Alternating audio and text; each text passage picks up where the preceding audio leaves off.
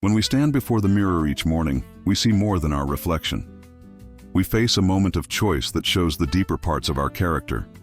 The act of grooming and choosing our appearance carries big questions about virtue, self-control, and how our inner and outer selves connect. Today, I want you to explore these daily habits through ancient wisdom.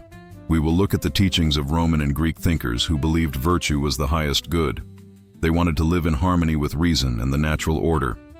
This philosophy rests on four main virtues. These are wisdom, justice, courage, and temperance. These are not just ideas, but practical guides for every part of human life. This includes how we present ourselves to the world. Virtue comes from building character. It comes from matching our actions with our deepest understanding of how to live well. This shows itself through self-control. This is not harsh control of our natural desires. It is thoughtful guidance of our wants according to reason. Most important, these philosophers knew the difference between what we can control and what we cannot. We cannot control how others see us or judge our appearance, but we can control our intentions, our habits, and the care we give ourselves. This brings us to an important tension. This is the relationship between inner character and outward appearance. The philosophical tradition we are exploring valued developing the inner self above all else. This meant building wisdom, practicing virtue, and finding peace through reason. External appearances were often seen with suspicion. They could be sources of vanity or make us depend on what others think. But this does not mean we should ignore all attention to appearance. Instead, it asks us to examine why we do what we do. We can understand grooming and style as ways to express deeper philosophical principles. Think about self-discipline. When we keep consistent grooming habits, we practice important qualities. When we rise early enough to care for ourselves properly, we show discipline. When we take time for careful preparation, we show patience. These are the same qualities that ancient thinkers valued most. The mirror becomes a training ground for virtue. Each morning routine becomes a chance to strengthen our ability for disciplined action. Marcus Aurelius was the philosopher-emperor who ruled Rome at its peak. He gives us great insights into this balance. Here was a man who held enormous power and appeared before crowds.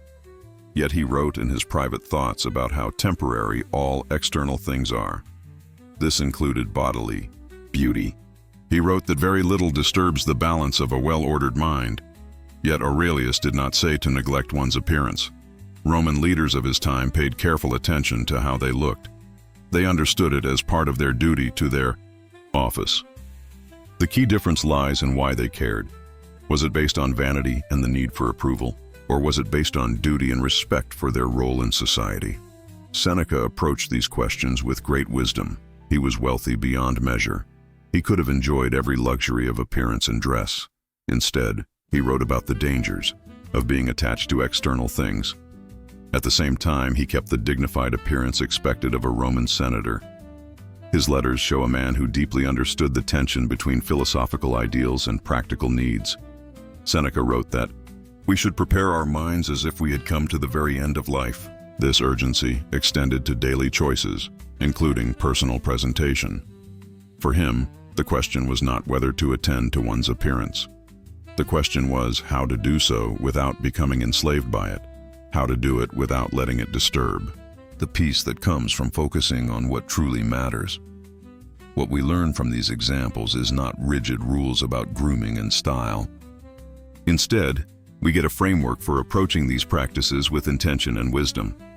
When we understand personal presentation as an expression of self-discipline rather than vanity, we change our daily routines.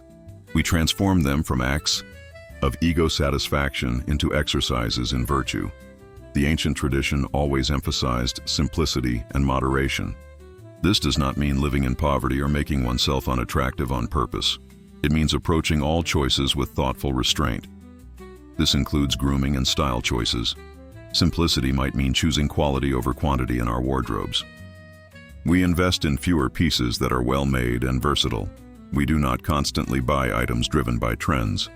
Moderation suggests avoiding extremes. We neither neglect our appearance completely nor become obsessed with it. This balance requires constant adjustment. The line between appropriate care and excessive attention changes based on our circumstances and responsibilities. The key is staying aware of why we do what we do. We must make sure our choices serve larger purposes rather than just feeding ego or anxiety.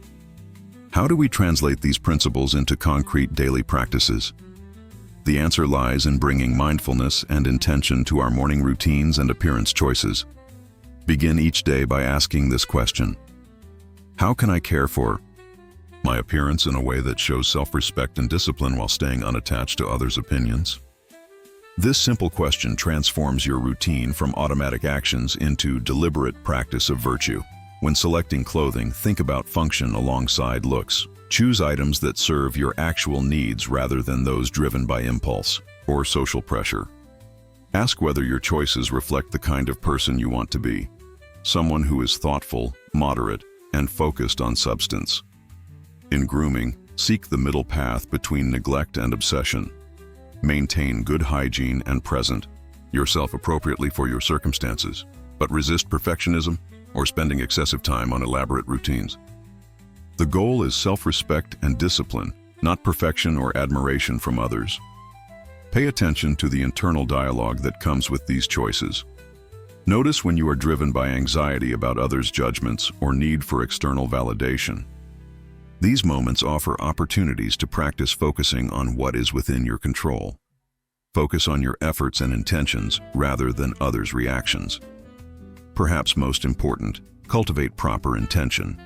The same action can be either virtue or vice, depending on motivation. Carefully selecting an outfit or spending time on grooming can go either way. When we dress carefully out of self-respect and consideration for others, we align these practices with philosophical principles. When we maintain grooming habits as expressions of discipline and responsibility, we do the same. But when driven by vanity, the need to impress others, or anxiety about appearance, these same actions become sources of disturbance and attachment. Learning to tell the difference between these motivations requires honest self-examination. It requires willingness to confront ego-driven impulses. As we conclude, remember that philosophy is not meant to stay abstract.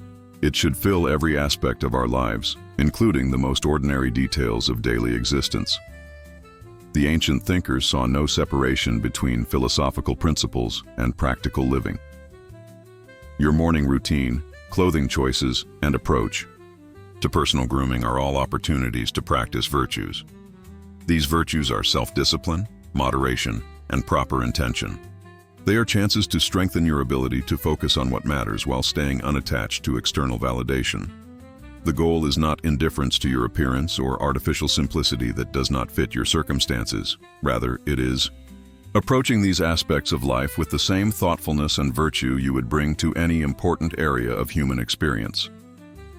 When you stand before the mirror tomorrow morning, remember this: you are not just preparing your external appearance, but practicing the philosophical life.